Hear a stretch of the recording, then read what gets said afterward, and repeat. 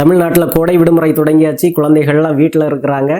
இந்த நேரத்தில் பெற்றோருக்கு பல சவால்கள் இருக்கும். அதில் மிக முக்கியமான சவால் குழந்தைய அந்த மொபைல் அடிக்ஷன்ல இருந்து எப்படி காப்பாத்துறது. சார் இதெல்லாம் பரவாயில்ல. இந்த ஸ்க்ரீன் டைம்னு ஒன்று இருக்குல்ல சார், காலையில் எதிர்த்து வந்தாலே ப்ரஷ் இருக்கிறத தவிர மொபைலோ இல்லை ரிமோட்டோ எதை தேடுவானோ அது ஃபர்ஸ்ட் எது கிடைக்குது அதை எடுத்து உட்காந்துருவான் சார். அந்த மொபைல் எடுத்துட்டு அப்பா நோண்டிட்டு இருப்பான். எமர்ஜென்சி கால் எது வந்தாலும் எனக்கு சொல்றதே கிடையாது சார். அப்படி நான் அதை அட்டன் பண்ண போனால் நான் கேமில் செத்துருவேன் சார். Came out ஆயிடுவேன்லண்ணா. அதுக்கு வீட்டுக்கு வந்து பசங்களுக்கெல்லாம் கேம் தானே சார் முக்கியம்.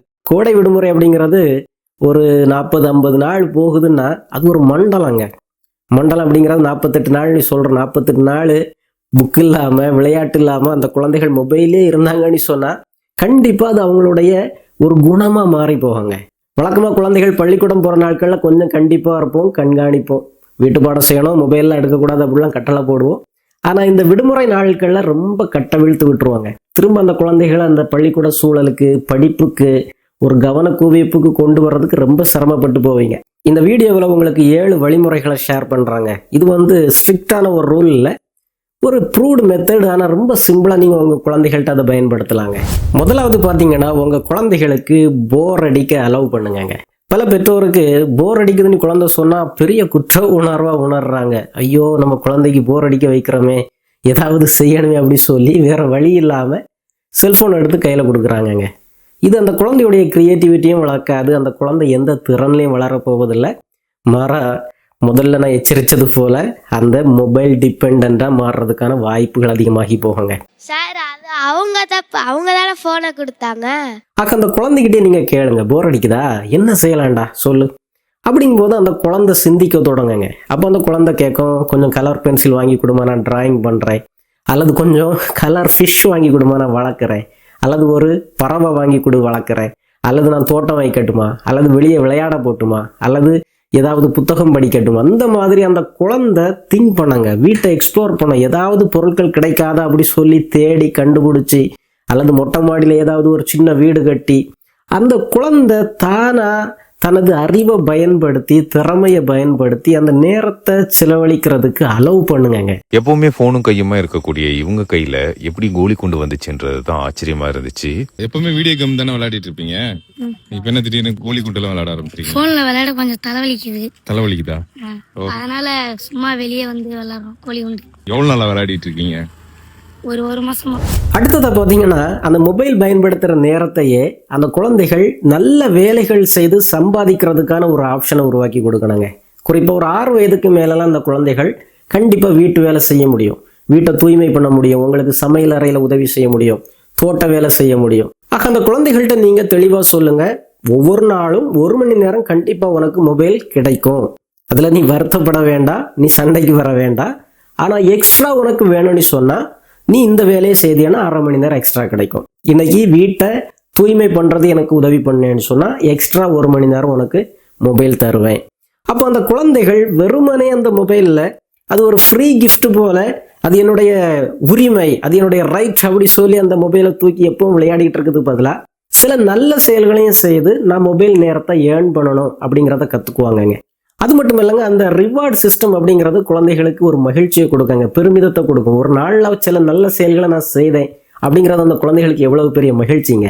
அடுத்ததாக ரொம்ப முக்கியமாக அந்த குழந்தைகள் மொபைலை பார்க்குறத ஒரேடியாக தடை செய்யாமல் அந்த குழந்தைகளுக்கு நீங்கள் நல்ல பாடல்களை, நல்ல குறும்படங்களை, நல்ல திரைப்படங்களை சஜஸ்ட் பண்ணலாங்க. இதுதான் உளவியலில் ஃபேமஸாக நம்ம பயன்படுத்துகிற ஒரு டேர்ம்ங்க, ரீடிரெக்ஷன். கண்ட்ரோல் போடுறது குழந்தைக்கு ஒரு எதிர்ப்பதான் கொடுக்கும். ரீடிரெக்ட் பண்ணுறீங்க, பார்க்கக்கூடாதுன்னு சொல்லலை, ஆனால் இதை பாரு.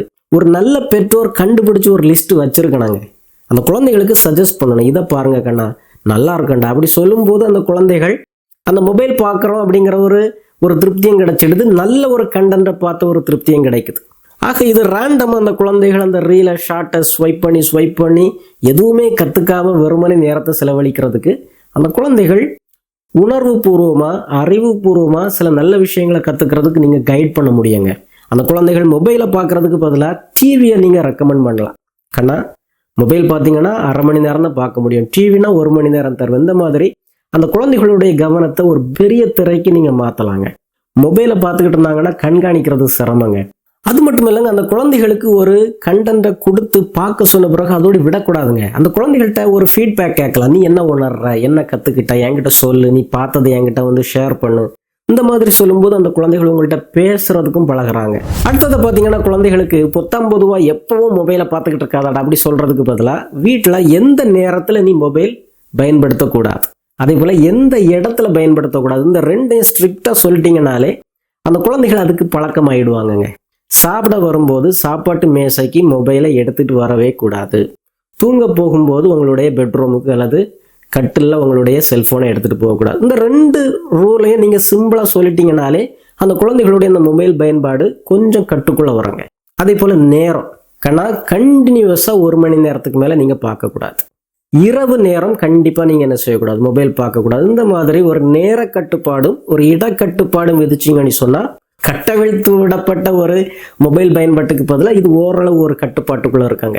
அடுத்ததை பார்த்தீங்கன்னா, பெற்றோர் ஒரு நல்ல முன்மாதிரியை கொடுக்கணுங்க. கொஞ்சம் கவனமாக இருக்கணும். ஏன்னா வழக்கமாக அந்த குழந்தைகள் பள்ளிக்கூடத்துக்கு போன பிறகு நீங்கள் வீட்டில் ஃப்ரீயாக இருப்பீங்க, அதிகமாக மொபைல் பயன்படுத்தியிருப்பீங்க, யாரும் கண்காணிச்சிருக்க மாட்டாங்க. இப்போ குழந்தைகள் வீட்டிலேயே இருக்கிறாங்க, கண்டிப்பாக உங்கள் கையில் மொபைல் கிடைக்காதுங்க. அந்த குழந்தைகள் காலையிலேயே பறிச்சுடுவாங்க. இருந்தாலும் அந்த குழந்தைகள் பார்க்க நீங்கள் அதிகமாக வழக்கமாக செய்கிறது போல் மொபைலில் அதிகமாக நேரத்தை செலவழிக்கிறீங்கன்னு சொன்னால், அம்மாவே எப்போ ஃப்ரீயாக இருக்கும்போது மொபைல் தானே பார்க்குறாங்க, அப்போ நானும் மொபைல் பார்க்கலாம் அப்படி சொல்லி கற்றுக்கங்க. ஆக ஃப்ரீ நேரத்தில் நீங்கள் என்ன செய்கிறீங்க அப்படிங்கிறது அந்த குழந்தைக்கு ஒரு முன்மாதிரியை காட்டணுங்க. அடுத்ததாக வாரத்தில் ஒரு நாளாவது அந்த குழந்தைகளுக்கு மொபைல் இல்லாத ஒரு நாளை நீங்கள் அறிமுகம் செய்யணுங்க. அதாவது அம்மா அப்பா எல்லாரும் ஃப்ரீயாக வீட்டில் இருக்கிற ஒரு நாள், கூடுதலாக ஞாயிற்றுக்கிழமையாக இருக்கலாம்.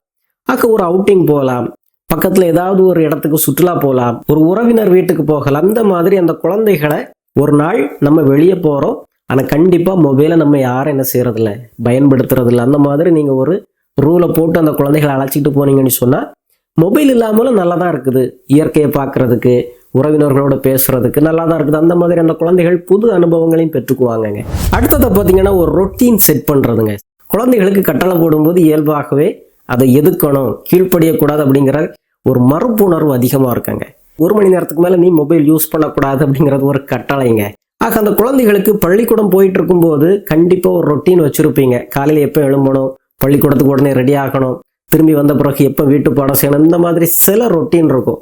ஆனால் அந்த ரொட்டீன் எல்லாத்தையுமே அந்த கோடை விடுமுறையில் நம்ம கைவிட்டுருவோம். திரும்ப அந்த குழந்தைகள் பள்ளிக்கூடம் போக தொடங்கும் போது அதை திரும்ப உருவாக்கி எடுக்கிறதுக்கு சரியான சிரமமாக இருக்காங்க. ஆக அந்த குழந்தைகளுக்கு விடுமுறை நாள்லையும் ஒரு சரியான ஒரு ரொட்டீன் வைங்கங்க.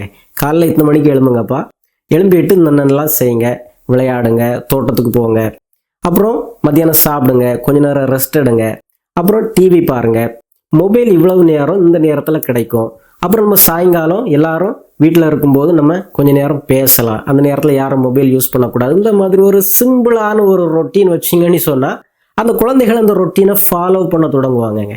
ஆக எல்லா நேரமும் அல்லது நினைச்ச நேரம்லாம் உங்கள்கிட்ட மொபைலை கூட அப்படி சொல்லி டிமாண்ட் பண்ணிக்கிட்டு இருக்க மாட்டாங்க. ஆக நான் இந்த வீடியோவில் சொன்ன வழிமுறைகளை பின்பற்றி பாருங்க, குழந்தைகளுக்கும் உங்களுக்கும் பயனுள்ள ஒரு விடுமுறையாக மாறும். மீண்டும் ஒரு நல்ல வீடியோவிலே விரைவிலே சந்திப்போம். நன்றி.